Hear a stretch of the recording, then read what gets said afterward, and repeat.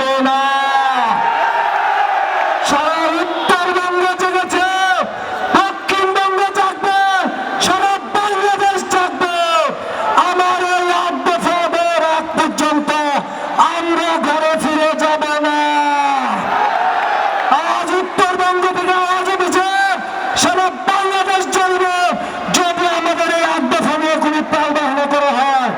আমরা কোনো রাজনৈতিক ট্যাগ নিতে রাজি না, আমরা কোনো রাজনৈতিক দাবি পূরণ করতে আসি নাই। এই সনাতনী সম্প্রদায় আজ ছাত্র জেগেছে, যুব জেগেছে, মা বোনেরা জেগেছে, সাধু সন্তরা জেগেছে। সুতরাং আমাদের এই 8 দফার জয় সুনিশ্চিত। আমরা তার অপেক্ষায় আজকে উত্তরবঙ্গ থেকে আমরা আমাদের এই জয়ের বাতাসের সুবাতাস নিয়ে আমরা যাব।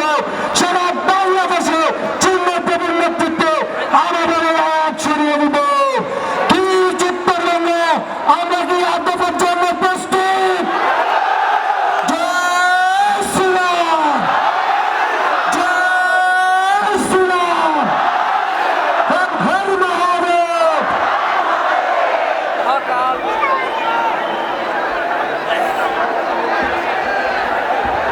ধন্যবাদ।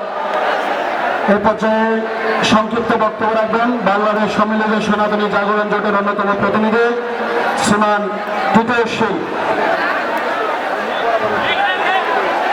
জয় শ্রীরাম, হর হর, হর হর। সংগ্রামী প্রিয় সাথী ও বন্ধুগণ, আজ আমি বেশি কিছু আপনাদের সামনে বলবো না। আমি চট্টগ্রামের কৃতি সন্তান হয়ে শুধু একটা কথা বলতে চাই।